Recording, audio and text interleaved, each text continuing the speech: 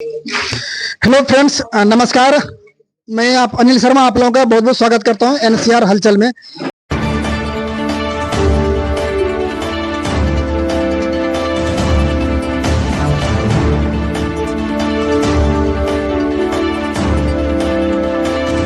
जैसा कि अभी देख पा रहे हैं, अभी शाम के तकरीबन जो ये 9 बज रहे हैं और कॉलोनी के बहुत सारे यहाँ पे युवा लोग जो है, कुछ महिलाएं भी यहाँ पे एकत्रित हो रखे हैं और इनको जो बार बार इनको जो है अपनी जो मूलभूत जो समस्या है उससे वंचित रखी जाती है।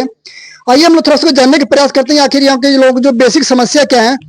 मैम ये बताइए कि आपकी जो है बेसिक समस्या क्या है जिसके वजह से आपको ज्यादा परेशानियां होती है? ज्यादा रोड खराब है, यहाँ का नाला नहीं सही है, बच्चे का स्कूल नहीं है। सुबह निकलते हैं तो बच्चा को आधा पौन घंटा निकलने में लग जाता है बच्चे को। तो ये आप लोग यहाँ पे कब से रह रहे हैं? आप यहाँ पे यहाँ से 20 साल से रह रहे हैं जी। तो ये परेशानी क्या 20 साल से प्रॉपर बनी हुई है?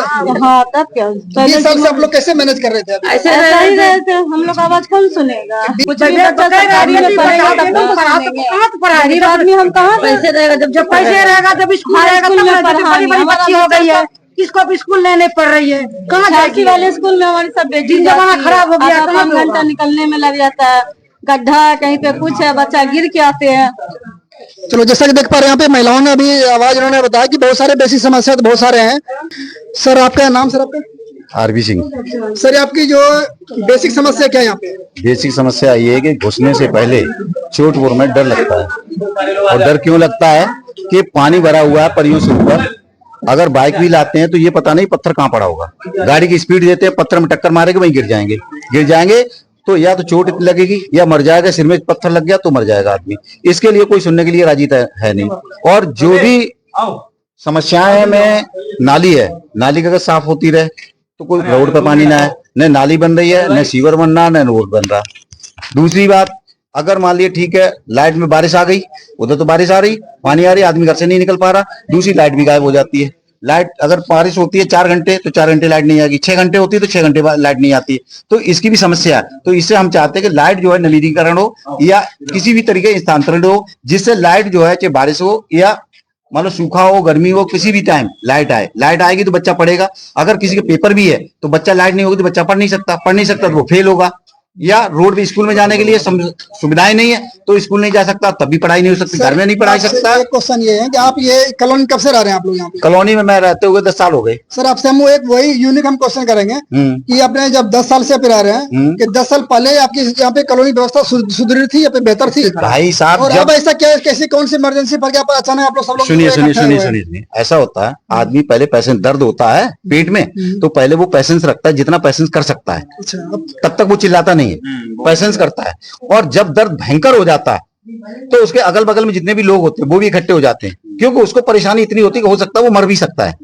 तो समस्या आज की डेट में ये हुई कि चल भी साल में, 2 साल में, 3 साल में, 5 साल में समस्या को कुछ सुधरेगी, लेकिन गवर्नमेंट ने कहीं सुधरने के लिए राजी नहीं, प्रशासन सुधरने के लिए राजी नहीं, पब्लिक जो है इकट्ठी उतनी हो नहीं पा रही है, क्योंकि 10,000, 8,000, 5,000 रुपए में कमाती है, बच्चों को पेट पालती है। जैसे 25 गज 50 गज जैसे तैसे लिया भी है ठीक, उसमें उसको सुविधाएं मिलती नहीं। अगर वो यहाँ पे छोड़ेगा तो बच्चे भूखों मर जाएंगे। न एजुकेशन दे पा रहा है, न वो बिजली से मुक्त हो पा रहा है, न रोड से मुक्त हो पा रहा, न खाने से मुक्त हो पा रहा। महंगाई इतनी है, आप किस चीज पे बात करेंगे? सर ये कॉलोनी का भी आबादी कितनी होगी? आबादी लगभग होगी 4 से 5 लाख। 4 से 5 लाख। तो जैसा कि अभी देख पा रहे हैं भाई साहब ने बताया कि कॉलोनी की आबादी करीब 4 से 5 लाख करीब तकरीबन आबादी है। इसके बावजूद भी यहाँ पे लोग जो मूलभूत जो समस्या है उससे वंचित रह रहे हैं, उनको नहीं मिल पा रही है। आइए हम लोग कुछ और व्यक्ति हम लोग बातचीत करना चाहेंगे। सर आपका नाम? चौहान है।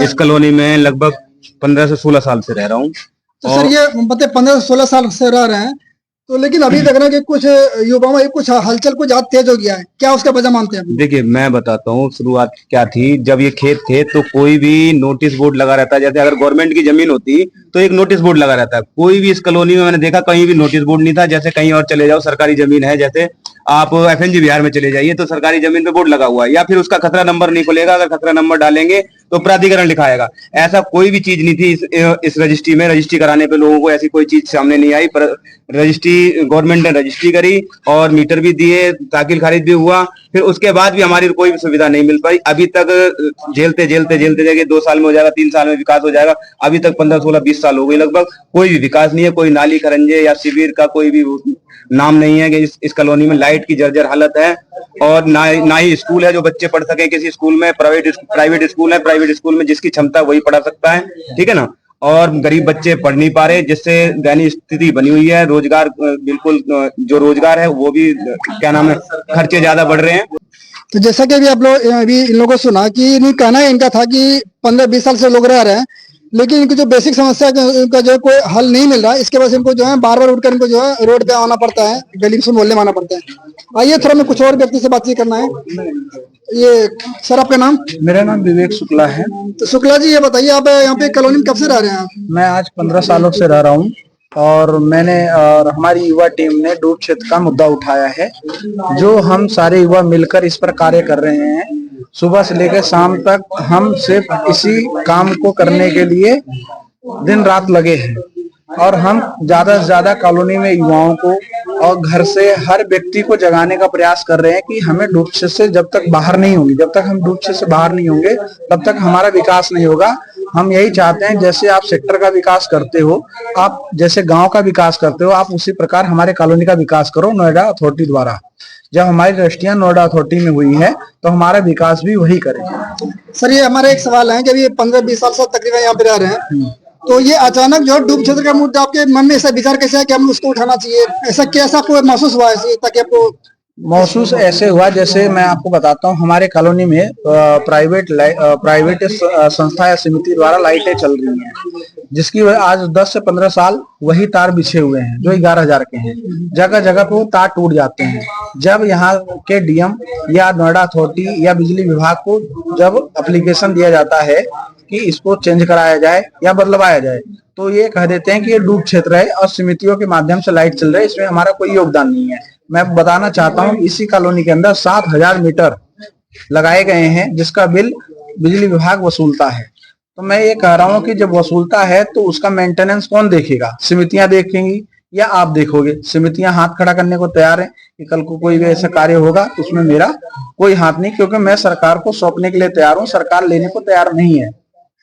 और भी रास्ते हो गए, अभी सफाई कर्मचारी की बात करी जाए, कचरा उठाने वाली गाड़ी की बात करी जाए, हमारी नोएडा साफ शब्दों में कह देती है कि यह डूब क्षेत्र है, जहां हम अपनी जो सुविधाएं हैं हम नहीं दे सकते नोएडा के चोटपुर में। जैसा कि अभी आप लोग यहाँ पे देख पा रहे हैं कि जितने सारे यहाँ पे युवा और यहाँ पे कॉलोनी की जो भी यहाँ पे प्रतिष्ठित व्यक्ति हैं, सभी लोगों का समस्याएं यहाँ पे अनेक हैं, लेकिन जो मूलभूत सुविधाओं से, यानी इसको सुविधा की बात किया तो इनको मेरे हिसाब से लगता है कि जो 0% सुविधा है, कोई बेसिक इसको सुविधा नहीं मिल पा रहा है। तो सरकार से हमारी यही मांगे हैं कि हमारे जनप्रतिनिधि से जितनी हमारी, जहां तक हमारी आवाज पहुंच रही है, इनको जो है इनकी जो बेसिक जो मूलभूत समस्या है जल्द से उनको प्रदान उनको किया जाए, ताकि ये भी अपना जो है एक अच्छे लाइफ स्टाइल भी हम लोग मेंटेन कर सके। कर श्रीवास्तव मेरा नाम है। सर ये बताइए, आप तो अभी तो काफी स्मार्ट दिख रहे हो, लेकिन आप इस कॉलोनी में मेंटेन कैसे कर रहे हो अपने आप? सर देखिए, पहली चीज ये है कि हमारे पास बेसिक राइट्स नहीं है, बेसिक डेवलपमेंट नहीं है, ठीक है, तो इसलिए हम लोग सारे इकट्ठा हो रहे हैं। आपने एक बहुत अच्छा पॉइंट रखा था कि बड़े कम टाइम में आप देख रहे हो बहुत फ्लुएंटली लोग एक्शन ले रहे हैं, है ना, युवा लोग आ रहे हैं, इसीलिए आ रहे हैं क्योंकि हम सब लोगों ने देख लिया कि यहाँ पे नहीं होने वाला कुछ भी डेवलपमेंट, तो हम सबको एक होना पड़ेगा, ठीक है। तो हमारे मोनू भैया, शुक्ला भैया, सूरज भैया लोगों ने एक मुहिम चालू की कि हम लोगों को आगे आना पड़ेगा, है ना, बिना आगे आए कुछ होने नहीं वाला। आप खुद देख रहे हैं, मैं यहाँ पे 13 साल हो रहा है, मे बी मेरे को अप्रोक्सीमेट 13 साल हो रहा है, मैं 13 साल से देख रहा हूँ कुछ नहीं होने वाला। और जितने साल बीतते जाएंगे, अगर यहाँ का डेवलपमेंट नहीं होगा, यहाँ के एरिया पे लोड बनेगा, है ना, लोड बढ़ता जाएगा। यहाँ पे रोड नाली कुछ नहीं है, अभी रोड बनी है, उसका भी लोड बढ़ेगा। आप खुद देखिए नाली में कितने दिन पानी स्टोर होगा, अगर हमारे पास सफाई कर्मचारी नहीं है तो उसमें कितने दिन पानी रहेगा, आप खुद सोचिए। उस नाली को निकलना भी तो कहीं चाहिए ना। सर जैसा कि देख पा रहे हैं अभी परेशानियां तो बहुत सारे हैं, वो सारे परेशानियों जो निचोड़ के निकाला है, तो सबसे जो मेन परेशानी है वो क्या है? जैसे तो रोड नाली है, हमारी मेन दिक्कत वही है, रोड नाली। तो यानी रोड जब ये इनको दुरुस्त मिले तो जब ये आवागमन आगे बेहतर कर सकते हैं। और नाम क्या आपका सर? दिलीप शुक्ला। दिलीप शुक्ला जी, आप यहाँ पे कब से कॉलोनी में रह रहे हैं? मुझे 15 साल। और क्या समस्या, बेसिक क्या क्या समस्या आपकी? यहाँ सर सारी समस्याएं ही हैं, सुविधाएं कुछ नहीं है, सारी समस्याएं ही हैं। ये ना पूछिए कि बेसिक समस्या क्या है। सबसे मेन समस्या तो यहाँ की जो जर्जर समस्या है वो रोडों की है। सर ये जब से इंसान जब पृथ्वी पे आता है ना, तो डेफिनेटली उसको जब तक उसको यहाँ पे जीवित हर व्यक्ति उसको समस्या तो बनी रहती है, कभी खत्म नहीं होने वाली है। ये समस्या आपके जीवन का एक हिस्सा है, वो कभी खत्म नहीं होगी। लेकिन आपकी जो बेसिक जो मूलभूत समस्या है, मैं वो थोड़ा सा मैं जानना चाह रहा हूँ कि इसकी वजह क्या है, और अपने प्रतिनिधि से या के प्रशासन से आपने क्या गुहार लगाया, क्या अपनी बातें रखने का प्रयास किया, उसके बारे में थोड़ा सा एक्सप्लेन बताइए। मैंने सबसे गुहार लगा चुका हूँ और सबके पास ये प्रस्ताव रख चुका हूँ, लेकिन हमको सरकार से यही आश्वासन मिलता है कि ये आपका डूब क्षेत्र में है, ये आपकी कॉलोनी डूब क्षेत्र में है। मैं सरकार से ये पूछना चाहता हूँ कि ये गाजियाबाद में ही 50 मीटर दूर हमारा राहुल विहार है, वो भी डूब क्षेत्र में ही आता है। राहुल विहार में सारी मूलभूत सुविधाएं दी जा रही हैं, आरसीसी रोड है, इंटरलॉक है, सरकारी लाइट का करण है, सफाई की गाड़ियां हैं, सफाई कर्मचारी हैं, एम्बुलेंस की सुविधाएं। वही हमारा चोटपुर डूब क्षेत्र में कह करके हमको ये मूलभूत सुविधाओं से वंचित क्यों किया जा रहा है? हमारी भी तो कॉलोनी को विकास मिल सकता है। हमारी कॉलोनी में 5 लाख लोग रहते हैं जो अपना जीवन यापन कर रहे हैं, इनको भी तो सुविधाएं दी जानी चाहिए। हम लोग भी तो वोट देते हैं, हम लोग भी तो टैक्स देते हैं, हम लोगों को ये सुविधाओं से क्यों वंचित किया जा रहा है? ठीक है, तो जैसा कि देख पा रहे हैं यहाँ पे सवाल तो बहुत सारे यहाँ पे गंभीर यहाँ पे लोग लगा रहे हैं, शासन प्रशासन से बहुत सारे सवाल लगा रहे हैं। तो मेरी ये गुजारिश है कि आप जो अपनी जो सरकार से और वहाँ की प्रतिनिधि से गुजारिश है, इनकी जो है बेसिक समस्याओं को संज्ञान में लेते हुए इनकी जो है मूलभूत समस्याओं से जल्द इसको निवारण करने के लिए कोई ना कुछ आपको एक विकल्प आपको यहाँ पे सुझानी पड़ेगी, जब यहाँ पे इस कॉलोनी की जो है एक बेहतर सर्वांगीण विकास हो सकता है। तो फ्रेंड्स, अभी हम लोगों ने यहाँ पे कॉलोनी के काफी सारे सम्मानित व्यक्तियों से भी हम लोगों का वक्तव्य को सुना, और आपका इन विचारों पे क्या प्रतिक्रिया है, आप अपना विचार हमें जरूर हमारे साथ में साझा करें और अपना अनुभव जरूर हमारे साथ में कमेंट करें। और इस तरह का प्रॉपर जानकारी के लिए आप लोग बने रहिए एनसीआर हलचल के साथ। मिलते हैं हम लोग अगले वीडियो में कुछ और बेहतर जानकारी साथ। बहुत बहुत धन्यवाद। Thank you. धन्यवाद।